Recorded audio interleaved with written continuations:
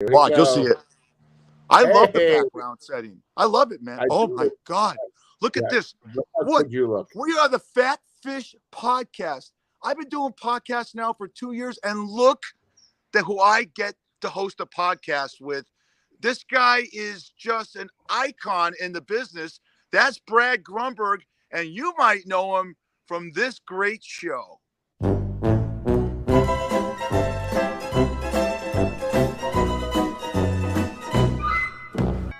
Oh, that's the roofer. Hey, how you doing? Hey. I'm looking for Mr. Larry David. Yeah, me. How you doing? I'm Jonas from Champion Roofers. I'm here to check out your leak. It's guest room. It's up that way. Well, that's where it starts, and you never know where it goes. So I got to get my ladder and get up there and check it out. You're going up? Yeah, I'm a roofer. That's what I do. Leon, Hey, Leon, Jonas, Champion Roofers. How you doing? he's going up. You go on the fucking roof? Oh, yeah. Damn. I don't want to take up any more of your time. 20 minutes, okay? And I'll give you a quote. Let me get my ladder. You motherfucker need a crane. You feel me? Let's check this puppy out.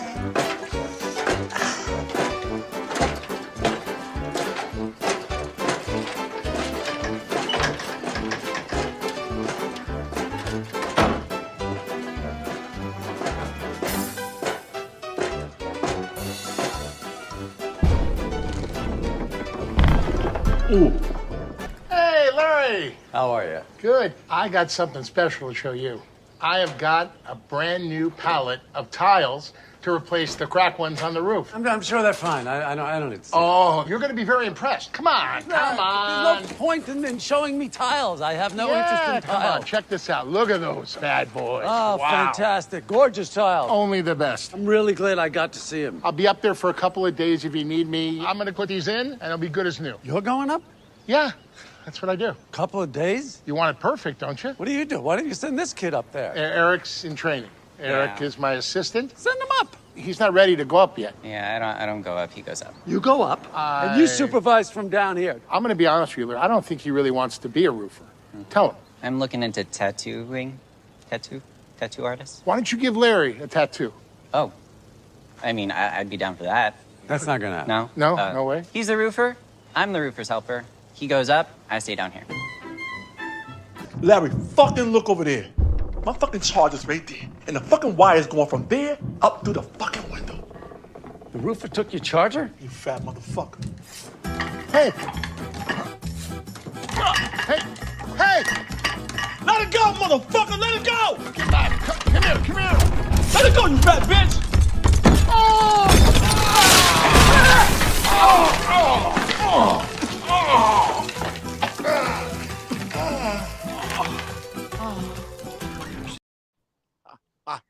I'm gonna ruin your career. You go from Larry David to working with me.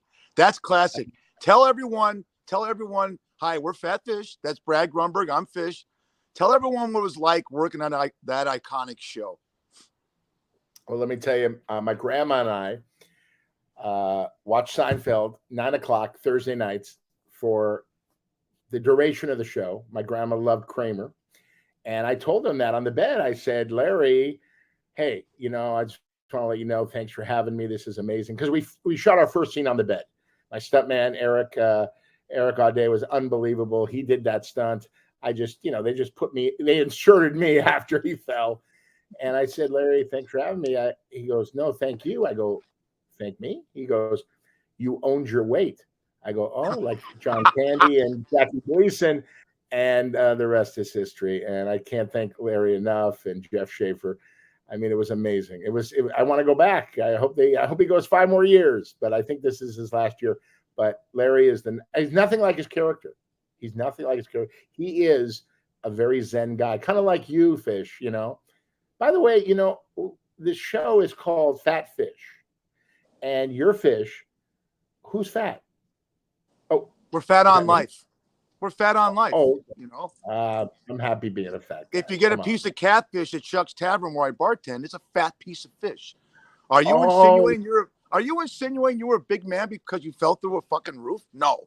I would never do No. that to you. We're fat on Never. life, buddy. That's what we have a huge history, you and I. We met, for our listeners and our people viewing, we met, 30 some odd years ago. You were shooting a pilot, and Yes. you used the bar that my family owned to shoot the interiors, and then you let me act in one of the scenes, and we reconnected, and here we are. And I have some pictures of your youth for everyone. Look great. at this. Were you I still have auditioning? Wait, is that an audition? Were you trying to be Davy Jones from the Monkees as a younger age? What the hell's that? I don't even know who that is, but that I still have that shirt and it still fits. But no, that was not a bad looking kid, right? No, good looking kid. Then you went to this guy. This is the kind of guy you look at. You say, this is the kind of guy you look at and say, I'm cheating off that guy in the chemistry exam. Look at that. That's a smart looking guy in high school. No, I was the cheater. Yeah, no one cheated off me, Fish. No one. Trust me. Oh man, I'm trying to give you a compliment. And then we morphed to this guy. Look at that. Oh, yeah, that guy. That's Chunky Love, the international rap star. Get to Smith, baby. Yeah. You know I'll what? tell you, I could play. I'm like a chameleon, right? I can play anything. Hey, chameleon. I'm surprised Snoop Dogg hasn't put you in a video yet, man. You're that great. But hey, we just have such a history together, and you're just an established actor. And just when we go through these shows and your career, and we find out other things that you did, the audience is going to be stupefied. But I got to ask you this, because you're a sports fan also. The dominoes are falling in the NFL right now. Derek Carr just signed with the New Orleans Saints. Good move for him. He was rumored to go to the Jets. But yeah, you and I are pissed off kind of at Aaron Rodgers because of the drama. So Aaron Rodgers is actually watching the show right now from that tank that he was in. Look, there's Aaron Rodgers watching us. He went back into, look, what you're was he doing? What the hell is this guy do? He goes into, what was it? It was a tank that you just have total darkness for 2 days? Yeah, for 2 days. What do you do there? I'm scared of the dark. I don't even know what is that to prove? What is he proving doing it? It's drama. You're in a dramatic business, and he's all drama, and it's pissing off the people in Green Bay. But now that Derek Carr fell to the Saints, Brad, it looks like there's only 3 destinations for the eyes upon us, and that's right here in Las Vegas with the Raiders, the New York Jets, or he goes back to Green Bay. I personally think he goes back to Green Bay. What do you think? He's got the one thing I don't like about him. He's got such an ego. God, man, I love humble people like yourself. Well, like me. Now you have a big ego, don't you? You could. You know what? I'm going to say this right now. I'm a handsome man. You are very good looking. Brad Pitt. I mean, Clooney and Fish. I mean, you are really and a great actor. You're a thespian. Look, you can't dance. A white man cannot dance. I could dance. I'll do the little. Wow. I could dance. Ask people that know me. I could dance. People walk down the street and they see me in Vegas and they go, Tony Manero from Saturday Night Fever. I said, hell yeah, man. I love it. I heard at your bar mitzvah, they booed you off the floor. But anyway, that's another story for another time. But no, I don't understand this Aaron Rodgers. He doesn't get along with his family, doesn't talk to his brother. He's the luckiest guy in the world. And by the way, he's never winning another Super Bowl. I said this about Tom Brady. It's time to close the window. Move on in your life. Let somebody else move up. Like the quarterback for Green Bay. What's his name? Love? The guy. Yeah, Jordan Love. Sure. He's waiting in the wings, right? Yeah. I don't like that. It's time to move on. Listen, he's had a great career. It's time to do something else, right? And he can do something else, and it's just the good thing about Green Bay is that they have a loyal fan base, and you and I grew up in Los Angeles, and we get criticized and laughed at because the moniker people show up at Dodger games in the 7th inning and leave in the 9th. This was established in Los Angeles, and it's crazy. The Rams win the Super Bowl, not last year, the year before, and their first game, my brother's there, right, Brad? There's 40,000 Buffalo Bill fans there. And then me living in Las Vegas, it's insane with when all people selling their tickets. You never saw that in Oakland. So is that something that's just indigenous to the West Coast when we grew up, that there's just no loyalty unless you win? What do you think? I just think everybody, yeah. I mean, like, when a team is up and coming, that's when you support it, right? You don't jump on the bandwagon. LA people are bandwagoners. I just, I'll watch it on TV. No, go to the game, spend some money, have some fun, bring the family, dress up. I don't know. LA has always been like that, I mean, I remember back in the 70s with the Dodgers, and I mean, it was just exciting. But, LA people, they got so much to do. If I don't get the best seat, I'm not going, right? You and I, we would sit way up in the nosebleed section and watch the game because we love sports so much. So, yeah, it is indigenous to LA fans. I love LA. I love the fans, but they're not like Buffalo, Green Bay, who will sit in the cold and just, right? Oh, man, Chicago, great town. Chicago would be a great town to live. Sports, people, and food. But you like food, Brad? Are you a food connoisseur? A little bit. Can you tell? I no, because we're just fat on fish. But I will tell you this, buddy. Fat fish, baby. Yeah. We're going to establish a couple of segments here, and one of them is called this. It's called "This Is Dope," and we're going to bring up Vegas because Vegas is now looking for a quarterback, and I found two icons here that are just phenomenal in this search. Okay, look at this. That's Uncle Rico from Napoleon Dynamite, man. Does he look good in a Raider uniform?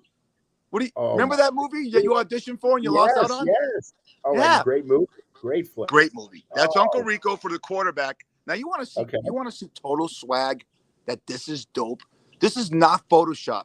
This is the Teflon Don, John Gotti. Look at him walking down the streets of Brooklyn one day. He's wearing a Raider jacket. And he was considered one of the greatest dressers for any Mafia Don.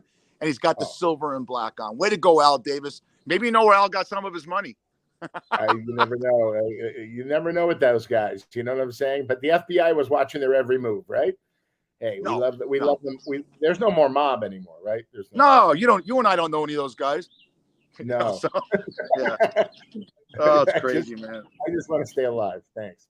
Yeah. What do you think about Brad? We chopping this fat here, and we've been friends for so long, but we're both guys that have been around. Going around, you have wisdom. And do you notice that there's no etiquette anymore? I just read an article on CNN that an American Airlines flight, some guy just stood up and took a leak on another passenger, and he just stood up and took a leak on another passenger. I don't know if both the laboratories are being occupied, but to do that takes a lot of balls. That would never happen when you and I were younger. Wouldn't you just grab a paper sack or do it in front of you? What do you do? What would Brad Grunberg do in that situation? I mean, would I be the guy who pissing or the guy who's being pissed on? I'd probably be the guy who he pissed on me, right? You're not getting up from that seat because the food's coming soon, so you're not leaving. The guy's pissing on me. So he pissed on a guy because he couldn't make it to the bathroom, or was pissed on him because he was pissed? How do you explain? Brad? How do you explain that? How do you say? Let's say you're flying. I don't know where this flight went to, but let's say you're flying from New York to Los Angeles for a major audition, and your flight gets diverted to Indianapolis, and you got to tell the casting director, well, you know what? I was on a flight and it was going great. There was 138 of us. It was kind of packed. It was a DC-7. Some guy stood up and took a leak on somebody else and had to divert the plane because he couldn't. It started a brawl. You think they're going to believe you and give you a second audition? That was mean-spirited. I mean, I'm a grown man and I still go poo-poo in my pants, if I can't make it to the bathroom. So don't tell anybody, okay? I mean, I have so many stories about pooping in my pants. It's scary. But, that guy, he must have gotten in a fight with the guy to piss on him, right? I mean, come on. I don't know. Right? It's about etiquette and civility right now. It's just people are angered. There's a lot of anger. So that's why we need you on shows like Curb Your Enthusiasm, because we need laughter, and living here in Las Vegas, you're obviously in Los Angeles. I flew back because you and I were putting together a project, so I flew back to LA. Another story for you. Back in late July of 2022, right? And this is a segment called "Are You Shitting Me?" Okay, and I'll show you an icon here. You're gonna love this. All right, Los Angeles is an hour drive from Los Angeles. If you're familiar with Los Angeles, I flew into Hollywood Burbank Airport, get a rent-a-car, drive down Hollywood Way. So I have to get to Culver City from Burbank. It's a Sunday at 1:30 in the afternoon. No big events going on. It's not football. It's summer. Go down Hollywood Way, get on the Ventura Freeway. I'm effed. It's a bottleneck. I get off, go on Ventura Boulevard. I go up Laurel Canyon. I get halfway up Laurel Canyon, bumper to bumper. I turn down, go down Ventura Boulevard, go up Coldwater Canyon. I get to Mulholland Drive. It's packed. I turn on Mulholland to go to Beverly Glen. It took me an hour and 45 minutes to get from the Valley to Culver City. And I have a GPS on my phone. I have an app that says there's no accidents anywhere, Brad. Make a long story short, my brother-in-law, I'm texting him, I'm stuck in traffic, and he goes, "Welcome to the Thunderdome." I know it's great living in LA because I grew up there, but how do you do it? How do these people, I have people that say, I'm making great six figures, but I'm in my car for 2.5 hours. Well, I'll tell you what, if you're in your car for 2.5 hours, going to work and getting home, listen to the Fat Fish podcast. Why not? Brad, what do you do? How do you circumvent that? You used to drive a Lyft, right? I was a Lyft driver for 5.5 years. Nowadays, I just hide under the bed and cry. There's ways, there's all these GPSs, but there's the Grunny way. I know little side streets that you don't know because I've lived here. I was born and raised here, but it is crazy. I mean, the traffic is unbearable, and the rage. I mean, people are screaming at each other, pointing fingers, and there's really, it's not, LA is not safe like it used to be. That's what really scares me with the homeless and the rage on the roads. It's terrible. What about Vegas? I heard, I've been to Vegas. I've seen you. We're doing a project together. I mean, there's a lot of people. There's traffic's unbearable there now, right? No. If my wife and your significant other said we're going to go from what significant other? What are you talking about? Well, you'll get a date. What? I will one day. I'll get a date. I hope. Every girl, you don't realize that even though you auditioned for the Whale and lost out to Brendan Fraser, every part of you is lovable. Every person, every girl. I said, "Oh my God, he's so lovable," And then I said, "Well, just sit on his lap and see how lovable he is." But come on, you're one of the better people. Come on, everyone loves you that meets you. Not everyone loves me, but everyone loves you. That being said, Brad, we're a good team. We're a good team. Hang on. But the bottom line in Vegas, if I said to you, let's grab our girls and we're gonna meet downtown on Fremont Street, and we're leaving from the northwest side of town, you would know that you can get there in 20 minutes. If you're in LA, the first thing you're thinking about is traffic. Okay, if I have to get from, Ventura Boulevard and the 405 to Westwood, which is a good 20-minute drive without traffic, there's only one way to get there, and that's the Sepulveda or the 405, or the little streets that Brad Grunberg knows, and then you can circumvent that. But there's not. You can't compare. What's it, 10 million people in Los Angeles, and there's 3 million. There's 3.5 million people in all of Nevada, right? And all of them have teeth, but there's 3.5 million people in Nevada. But you remember one thing. There's a certain block of time that you could get across town quickly. I think like 11 to 2. Rush hour starts at 2 o'clock. It really does. Sure. I flip around. So I wake up. This is my day. I wake up at about 11. I get a massage. I eat. I go back to sleep for a nap. Then I get up and I get in the car and do my errands. And if I have to go to the valley, the city, wherever I go, it's pretty good. You know what I'm saying? I take my little roads, my little side tracks, and I get home, and then rush hour starts. So I really have no life, and I'm on this show. I have no idea why. But I want to say something. May I say something? I want to thank John Daly. John Daly did a great job. You guys did great together. And now there was an opening for me. I'm humbled that you're having me on this show, and it's going to be a lot of fun. But I just want to thank John, because John, thank you, buddy. You're a good guy, and I wish you all the best. Yeah, John was great. John's a very good friend of mine, and John has so many other opportunities. It was blessed to work with him. He's professional, great looking, fun guy. He's in heaven right now because the NCAA tournament's starting. We'll talk about that because UCLA is killing it, and he's a big baseball fan. But no, it was a pleasure to have John. John's got so many other shows going right now, and this is what I got. I'm a bartender, and I have you. you know. I So it's I went from a guy that looks like Pierce Brosnan to a guy that's going to take my last donut. So it's a great segue, buddy, to be with you. I got to ask you something, because we're two guys talking in a bar right now, and I've had this conversation with customers of mine. It's like, you know, there's always these ads everywhere, Brad, for erectile dysfunction everywhere. Hymns, if you know, and they'll show a guy in the bedroom with a young girl, and they have frowns on their faces, right? Right. I did a segment with John, and I got a lot of crap for it because the Kardashians came out with the vagina gummy. Okay. Oh, I saw that. And they're killing it. Okay. And the bottom line is treat your meat with a treat that makes it fun to eat. And boy, I got a lot of crap for saying that. I have no problem with that. But now this is the #1 ad for women. Now check out this ad. It's a pea-sized amount of Lumi applied between your butt cheeks like this. I will demonstrate. Just kidding, I won't. Like this. We put Lumi to the test and compared it to a shower. 12 hours after a shower with soap and water, the average crotch has an odor score of 5 to 6 out of 10. 12 hours after a shower and applying Lumi, you're at a 0 out of 10. No odor all day. I'm not a mathematician, but I think it means that Lumi is infinitely more effective than a shower alone. So just take a shower or shower with Lumi and be 0. Wow.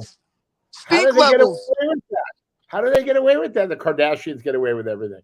Wow. I think it's great. Well, you know what, though? You want equal representation. Well, bottom line is it's health issues, you know? If it's something that could help your health, why not? And, you know, I looked at that girl. She's attractive on that video. Yeah. That might be her significant other. Could you imagine that? Imagine that she could be the one giving you a massage and then giving you a bath. That would be fantastic. And feeding me grapes. I was wondering, can I put Lumi on a piece of rye? Hail Caesar.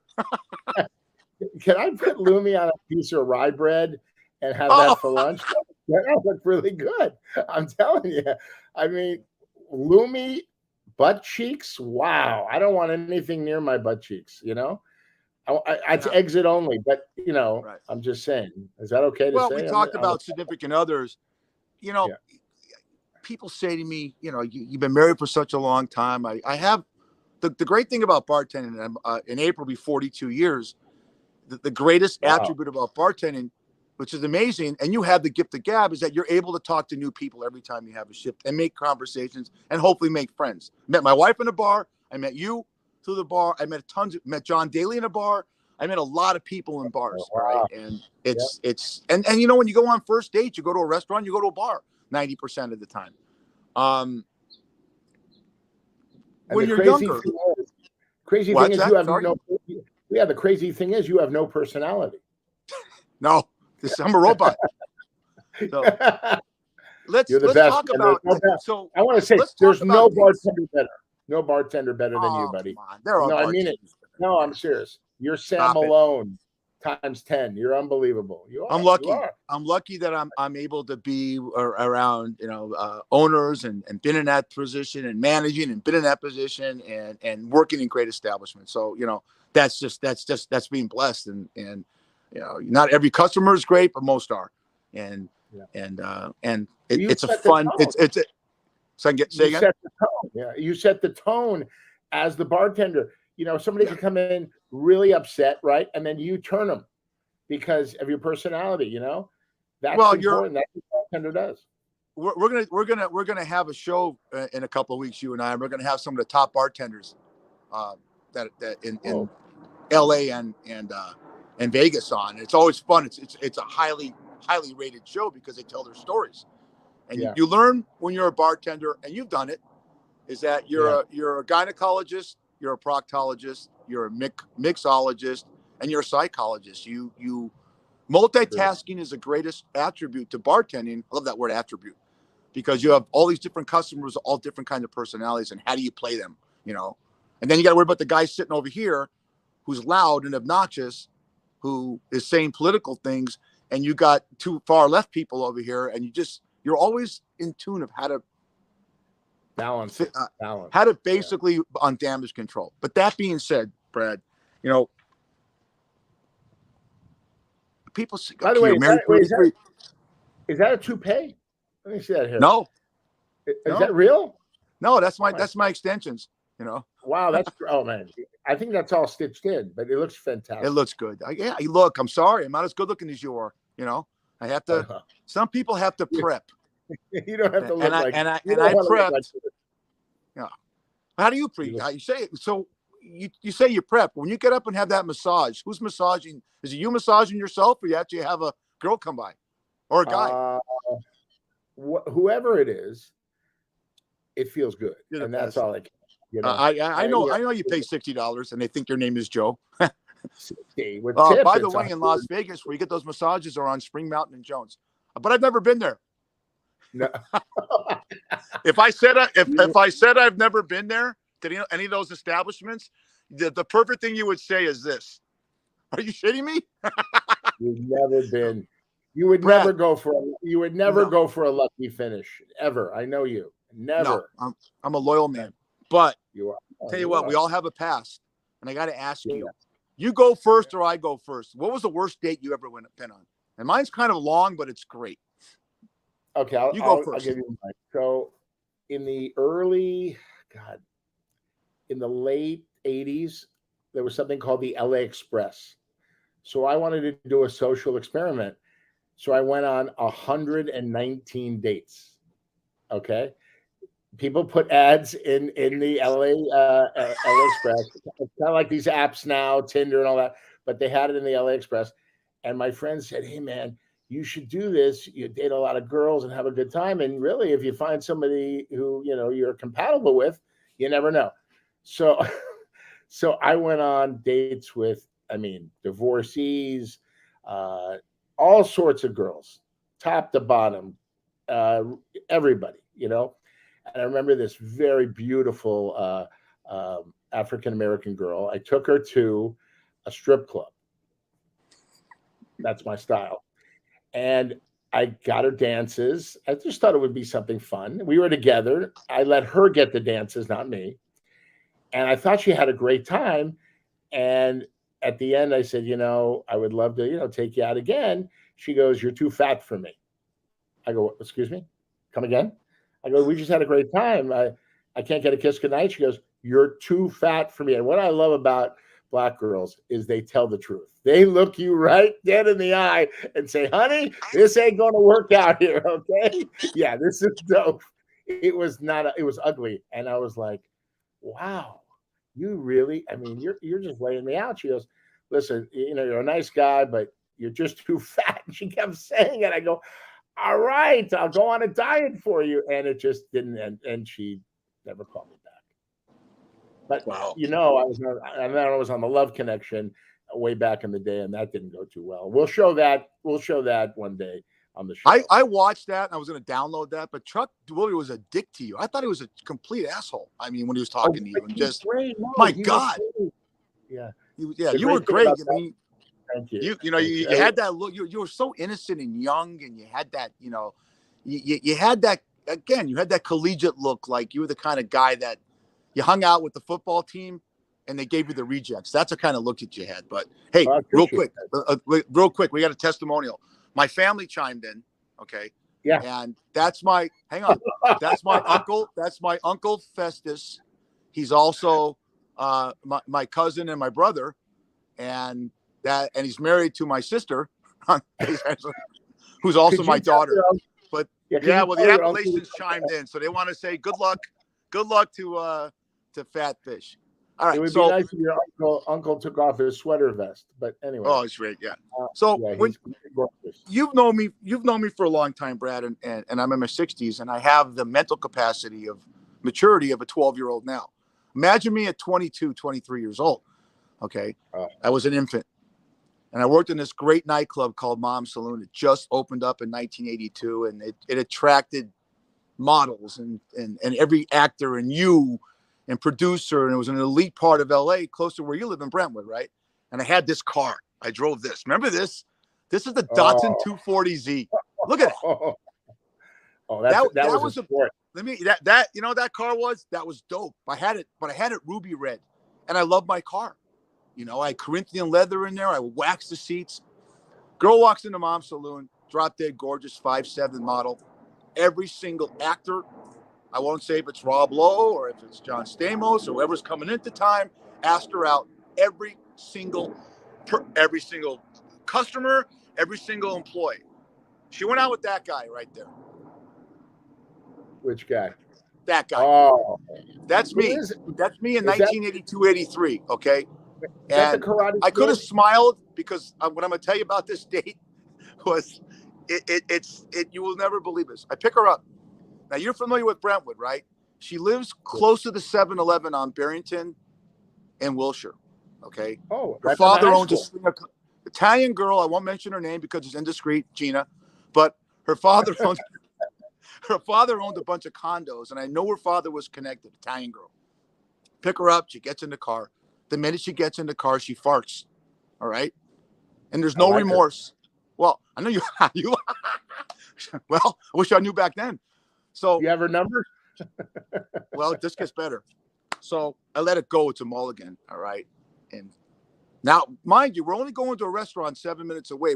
Remember Josephina's, which ended up being Mezzaluna, where Ron Goldman worked that OJ killed? Okay. Oh my God. Great restaurant. Didn't like great that. Joseph. Oh, yes. And Mezzaluna great was LA icon, Josephina's. Brad, have you ever eaten at Josephina's? Stupid question. Of course. So the story gets better. So as I pull up the streets of Kiowa, she farts again, and there's no remorse. There's no cute giggle like I'm sorry, and she's firing away missiles as we drive the 7 minutes. All right. Are they silencers? No, they're flutter blasts, man. So okay. We get to the restaurant and we have a great conversation because she's drop dead gorgeous. She looks like Kate Beckinsale with Kate Hudson eyes, with darker skin. All right, and a great personality. Except she ate with her fingers. So I thought, was she Moroccan? No, she's Italian. But she's eating with her fingers, but I can't get the farts out of because you know why? We're going to Westwood Village to go to a movie. And I'm thinking to myself, if you're in a movie theater and we're going to go see Fast Times at Ridgemont High, that was playing back in 1982, right? Follow me on this. Follow the story. So all I'm thinking does the story have an ending? Does the story have an ending? It's going to have an ending. I'll make the long story short. I can't take her to the movies because if she starts farting in the movie, who gets blamed? The guy. No one's thinking when she starts farting the silent ones. And I think she has that in our itinerary. She has to have an arsenal of farts. I know this sounds gross to our audience, but this is an absolute true story. All right. So I feigned illness and I said, hey, look, I got to take you home, honey. You know, I'm not feeling too good. She goes, can you stop at the 7-Eleven? I want to get something for my dad. And I met her dad when I picked her up, and her dad looked like James Gandolfini. He had so much grease in his hair that he gets his hair cut at Terrible Herbst. It was amazing. So I go, yeah. Well, what I did is tell you, never do this. Okay. I left her there. I was so pissed off at the farts. I left her at 7-Eleven. Now the walk, it was still light outside. Okay. So it wasn't dark. We went to an early dinner and we're going to get a movie. So she had to walk 4 minutes, right? Get back to the bar. And a couple of bartenders said to me, you know what? She has these two brothers that are gorillas. You're going to have to take a beating. I said, I don't give a shit. All right. She's farted in my car. 2 weeks go by. I walk into this Jewish deli called Zucky's on Wilshire and 5th, right? And her father's sitting there. Her father's sitting there. And I go from the counter and I see him and he goes, Tony Soprano. I shit myself. No. I walk over, I sit down, and he says, don't say a fucking word. Okay. And I'm thinking to myself, I'm going to get whacked. I know he's connected. I know he's got a lot of money. He looks at me and he says, I got to apologize to you.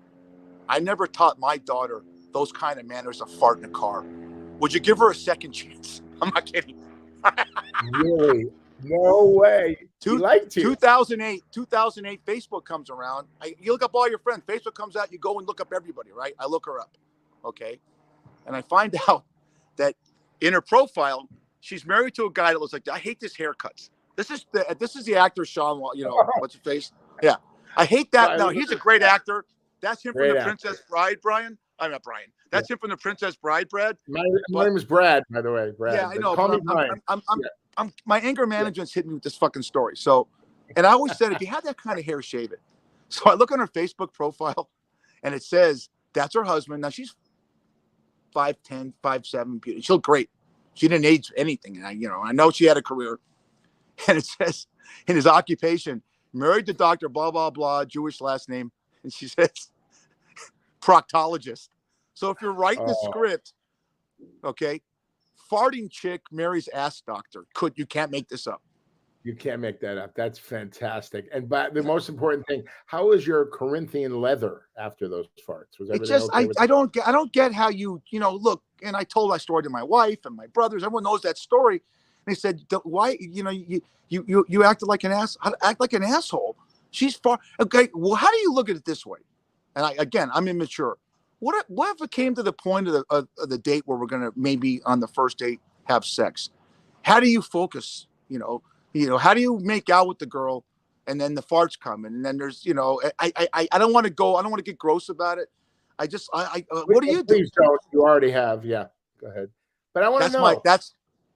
But when she farted, did she look at you like she knew she farted and you heard it, or did she just oblivious? Oh, that's oblivious. Even worse. That's the worst. And you know what the sad thing was? When she got out of the car to go to 7-Eleven, she farted as she's leaving the car. So when I closed the door, it came back in. I don't. My wife. Yeah, my wife's a nice person. She squeezed some cheese to say thank you, Fish. Here's one more for you, buddy. My wife's the nicest person on the planet. She goes, well, maybe she had a problem. So I'm the bad guy. I think here's the moral of the story, young people. You can't take a girl to a movie theater because if she farts, you're getting blamed 1,000% of the time. Brad, if that's you, forget it. I love it. Give me her number. I want to carry her off the field like Rudy. I love her. I just love her. Oh my goodness, that's a great date. And I don't want to be gross on our first show, but we're getting real. So speaking of women, what kind of women do you like? What kind of are you? Are you a body guy? Are you I think all my life I've been a boob man. Oh, all my life I like big boobs. That's just me. Okay, like when I saw a girl, I got excited when I saw her boobs. But there are girls that they show the boobs, but then it's kind of like what was that movie? Then the Brock. It was Animal House. Remember when he gets the girl in the room, and then all of a sudden she's like, she's 12 years old, which is terrible, and I don't condone that. But she takes off her top, and she had stuffed it with toilet paper. So what you see is not really what you get. You know what I'm saying? But what I like? I like a smile. Now that I'm older, because I'm 35, you know that. Right. I like a smile and a personality, and any girl that laughs at my jokes. Anybody who laughs at my jokes, I don't care what she looks like, I love her. I want to date her. That's my story. But boob man, and maybe a little tushy man. I like it. How about you? I mean, before you got married, you still look. Do you still look at beautiful girls? Do you still look because they come into your bar? Do you still look at other ladies? Yeah, but you know what? As gross as I am, I just told a story, and people think I'll get comments. You handled that wrong. I was 22. And I was more concerned about Corinthian leather than I was the girl. I'm a face guy. I'm a face guy. I love when I'm with a woman. I've been with my wife. You'll meet my wife one day. You probably dated her. 34 years. Best 3 months of her life. Anyways, I'm a face guy. I love making out. I love making out with a woman. And I've been lucky to have a greatest kisser in my life is my wife. But when I dated girls, that didn't fart, I love making out with them. And I like that look in the morning of a face, because not everyone has the greatest body on the planet, but if you look at a face and they had that smile on their face, because we've all had drunken nights and one night stands. I will say this to America right now, I've never not had a pretty face. Because you know why, Brad? I'm pretty. Why? Oh yeah. Do you have an ego? You're a humble guy. You're just no. You can't. You have a little bit. I'm a humble guy. You are a humble guy. That's why we get along so well. I mean, I'm a face guy. I mean, you're a face guy. All right. I like face. I like eyes. I like faces. I like making out. The making out part of a woman is the most sensual part of making love because it rouses. If you ever had a kiss, you ever kissed a girl and it was shitty? Like, remember Jabba the Hutt in Star Wars? I had a girl one night that, hey, honey, my mouth's over here, and she's trying to make out with my ear, which is, did you know the ears is the second biggest erogenous zone on your body? I love when a girl bites my earlobe. I know. In Yeah. college, I lost my virginity. That's another story. But No, tell us. You want to tell? Sure. Girl, well, this is one of the all-time greatest stories. How I lost my virginity. University of Arizona. I ordered a pizza in my dorm, kebab with shuka, and I'm just gonna watch. I'm gonna watch Letterman and go to sleep. Right, eat my pizza, my Domino's. Hopefully, we'll get a sponsor of Domino's. Great pizza. Ordered it, and all of a sudden, my buddy Big Joe Desick came to my door. He goes, "Grunny, we got to go to the all-campus party down the road." I go, "What do you mean?" I go, "I'm ordered a pizza. I'm going to watch Letterman. I'm in." He goes, "You won't believe this. They're giving away free hats." For some reason, I was into hats back then. I went for the hat. Virgin, 17. I walk in the party. This gorgeous girl, gorgeous, on the floor. Blonde, blue-eyed, of course, big boobs. And all of a sudden, she looks at me and she's staring at me. And I'm like, Joe goes, "The girl's staring at you." I go, "What are you talking about?" "Where are the hats? I want to get out of here. I want to go back to my pizza." So she asked me to dance. I go on the floor. It's a fast song. She starts dancing slow with me. She starts to bite my earlobe. I go, "Wait a minute.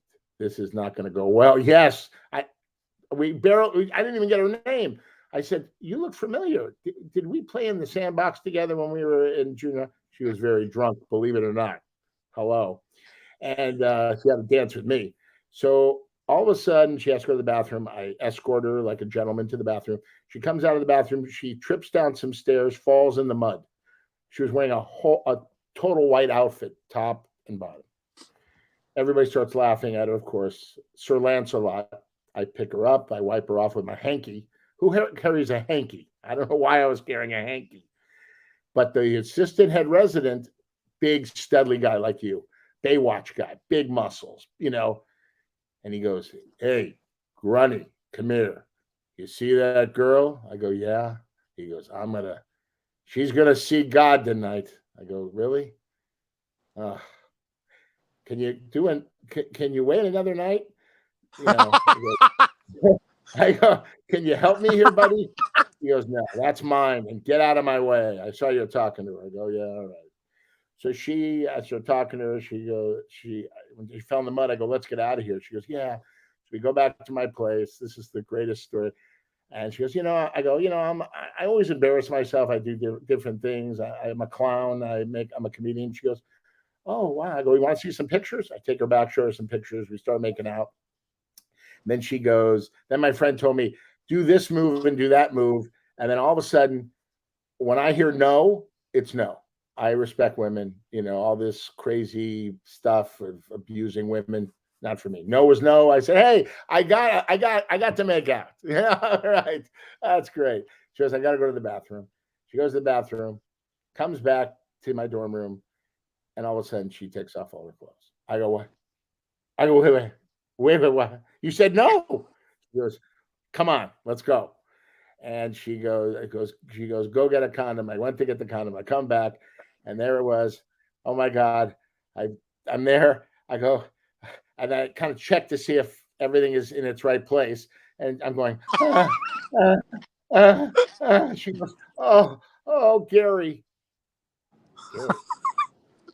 I go, "It's Brad." She goes, oh, Tom, Steve, Timmy. I take her home at the end of the night. She goes, "Good night, Fish." Never got my name right. Didn't even know who I was. And you know what? The Jewish lover that I am, I sent her flowers the next day. Never heard from her again. "Cecilia, I still love you." That was 30 years ago. Let me share where that girl is now. That's her. Oh my God. She married my cousin uncle. Oh God. Yeah. Those are the days though. You think about that. I'm thinking about something that sends me on a tangent. Look how Tinder, look at all the websites that kids have to get laid right now. I had to meet girls back in the day, and I brag about this. We had to work at it. You met them in a bar, at a party. You got set up. There was ads in newspapers and stuff like that, but there was no website you can go on and just look at a profile picture and show up. And and do the deed. No, I mean, so you worked at it more, and it's like anything you had more of a love for it. So who knows? It's technology. It's sad today. What went on way back when? People get drunk and they do things they don't even know what they're doing, and that to me, when you get so oblivious that you don't remember what happened in the morning, that was always I always felt bad. I would talk to some of my little sisters and the girls at our fraternity parties. I go, "Are you okay?" And I'm fine. I'll be fine. And and it doesn't end well. When you don't know what's going on with drugs and alcohol, it really it's a dead end street. And really we see it. I've seen it. I'm trained to see the things with alcohol, and it changes. There's 3 kinds of drunks, buddy. There's a quiet drunk, there's a mean drunk, and there's a funny drunk. That's it. I'm always worried about the quiet drunk because you don't know what's going on in their heads. But you learn to deal with it, and you learn to talk your way out of it. And again, like I said, it's multitasking damage control, but I wouldn't give it up. People say to me, "How come you didn't get into acting?" And I said, "I didn't get into acting because I act every night like a bartender, and I'm acting different little dramas every night, trying to deal with people." And I love it. I love it. It keeps you on your toes. I'll tell you, that keeps me young. Kind of a delicate balance. It's a delicate balance because you want to sell alcohol, but when do you cut somebody off? That's what I'm saying. You don't know if there's you know when to do it. You know what? That dog is barking because Chinese food being delivered. What time is it? Annie, stop barking. Get Annie in here. I got my dog over here eating. Probably see Molly in the background. You see my dog in the background, Brad? There's my dog in the background, kind of going for some nice. We got to bring our dogs together for a show. That's Molly. That's my golden retriever. She's 5 years old. Just that breed is. She's beautiful. Yeah. She sleep in your bed? Does she sleep in your bed? Yeah. She spoons me more than my wife does. Oh my God, that's great. She'll spoon you. I know. I'll fart in her face. See how that callback works? We don't need that. I mean, we don't need to call the health department. So yeah. By the way, on the next show, I want to tell my story about in 5th grade when I went poo-poo in my pants, and then I had to go back to class. It's a gem. It's a gem. I know. Look at your face. Well, no, I'm trying to think where you're going with that. I will tell you this, and we're going to have a nice long career, you and I here. When I found out that you managed strip clubs for 10 years, I'd never been in any strip clubs in my life. And the one you did, the Tropicana, I was in it all the time. I'm surprised we didn't come across each other. But to see a guy like you with your personality and your gift of gab, that's a perfect job. How lucky are you? That's like when William Shatner, who couldn't act, got Boston legal, right? And he had Alzheimer's disease. What a lucky break. You're a manager in a strip club. I mean, I can only imagine the stories you have. Save them for a future day. It's a whole show, but I worked there for 15 years and did other things. And one thing I always respected is with the women, because these women had families, they had kids, they had lives, and they labeled them as this and that. But you know what? There's your dog barking at my dog. But yeah, we'll tell that story another time. The world famous. Great. You have to have stories about that gig. I mean, 10, 15 years managing a strip club. I never knew that. I've known you a long time. Then I heard you on something that was one of your audition tapes I'm looking at on YouTube to download. And I said, yeah, I managed strip clubs for 15 years. Where did I miss that part of your life? And now we get a chance in future shows to explore that. Let me give a little teaser. Ready? The bigger the bill, the bigger the thrill, the more money, the nicer the honey. The more greenery, the nicer the scenery. 7 nights a week, 365 days a year. The world famous Hollywood Tropicana. Fuck Disneyland. This is the happiest place on earth. Oh, how's that? Yeah. You're blessed. It's great. I mean, the fact you still know that is fantastic. But I'm going to turn the table on you and segue into something that you come from a great family, and your brother's a very talented actor, and your sister's great, and your mom and dad, God bless them, and they just built a family. But you've been in the business forever, and you've met so many people. and you just lost one of your very dear friends. I'm going to show you a couple of pictures because he's one of my favorite actors. I never met the guy, but this is Brad and the actor Tom Sizemore. Tom passed away last week of a brain aneurysm. You remember him from Natural Born Killers. He was in Heat. He was in True Romance. He was in a lot of other things that you probably saw him in. My favorite role that he had was this one. That's him playing Sergeant Horvath in Saving Private Ryan, and a very lovable character. Brad, talk about, since you were so close with the guy, talk about your relationship with Tom.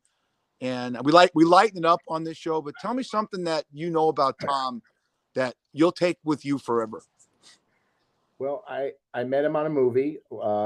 My dear friend Lauren Francesca, great actress, great person. She put me in one of her films, this horror film, and I was in a cell. She says, basically, I want you to be in this scene with this big time actor that I hired. I didn't know who it was. So I'm waiting, I'm on the set, and all of a sudden Tom Sizemore walks in. I'm like, wow, this guy is big time. And I had heard all the things that he'd been through in his life, drugs, alcohol, domestic violence. He was a troubled guy. He had a lot of demons, but he was a nice guy. He was a nice guy to me. And I did this scene with him in this cell, and we were just getting along great. It was he had all the lines. I was just improv, which I do best, not today, but usually. And basically, I asked him, I go, can I get your number? He goes, he like looked at me, you want to date me? I go, no, I want to take you to lunch. I have an idea. I want to run past you. So me and my writing partner, Sean White, we wrote a 1 hour dramedy for him. And it's called The Force. And it's a great, great, great script. And I got to know him. And I even did, and maybe we can show it on the show. We did a chemistry sizzle. That's what they do in the business, where two actors come together to see if they have chemistry. And we didn't do anything from the script. I just fed him lines. We were on surveillance watching this guy in the scene, and I just fed him lines, and it was like it was natural. And he turned to me and he said, "Man, you're a good actor." And that to me was like, wow. I always knew I was good. I really enjoyed what I do. But when you're an improv actor and you make it so seamless, we had chemistry. And it was real. And the last time I saw him was, I hadn't seen him in 2 weeks. So I crashed his acting class. And we can even show that next time. And I filmed him just because he's giving back to young actors. And I walk in and I go, "Is this the Will Smith acting class? Who are you? Are you a security? What's going on here?" And he was like, "Dad, what are you doing here?" And he laughed, and I told him I loved him, and I said, at the end, I basically stood like halfway through the class, and then I left, and it was just so tragic. 2 weeks later, he had this tragic stroke, and we lost a great one. And he was getting his life together. But he had been through so much. And in the picture, you can tell he looked tired. He didn't look his sharp self like yourself. Look how sharp you look. But I missed him, and I met him for a reason. I met you for a reason. That's why we're here today. And I'll never forget you, Tom. And thank you for all the laughs and all the things you taught me. And may you rest in peace. Yeah, I heard great stories about him, and I saw that surveillance tape, and I know that the subject matter is something right up my alley. His response when we show that to what you guys were talking about, I don't want to tease that, but maybe the Lume girl could jump in on that one. Yeah. I'll tell you, it was great. He showed up on time. He was into the project, and then I heard all these stories, but you know what? He's a human being. Everybody's got something. Roberts, a story. Well, I watched her, and she wrote a book. They were the perfect for her book. And she had 2 bouts of leukemia, and she's living today. God bless her, healthy. And she wrote a book. Her mom says, "I got the title for you, Robin. Everybody's got something," and that's true. Everybody's got something. Yeah. No one lives a perfect life, but Donald Trump. But anyway, but that's another story I can tell you. An unbelievable story. You got a ton of stories. We have so much to talk about. This has been fun. We got a lot of time to do it, and we're going to close up here in a second, and then talk about the fact that what Fat Fish is about is hopefully making people laugh, because there's nothing better than a smile, and nothing better than laughter. And this guy, Brad Grunberg, has made me laugh in person. I've never been around this guy when he wasn't telling a joke or making someone laugh. And if you have that ability, if you have that virtue in you, that's the biggest talent you have. I don't care how good of an actor you are. If you make people laugh, make people laugh by getting naked. My wife said, yeah, Eric makes you laugh every day. He gets naked and I laugh. That's me. You actually have the improv and the diction to make people laugh. So we are. Yeah. I mean, my humor is Fat Fish, and my humor is from Don Rickles, because and I got to work with him and got to know him. He made people laugh. He says, if you don't make fun of people, then you don't like them. The ones you don't make fun of, that you don't want nothing to do with them. It's true. I goof on my friends. I make funny jokes because I love you. And I did it when I was a little kid, and I never thought I was going to be an actor.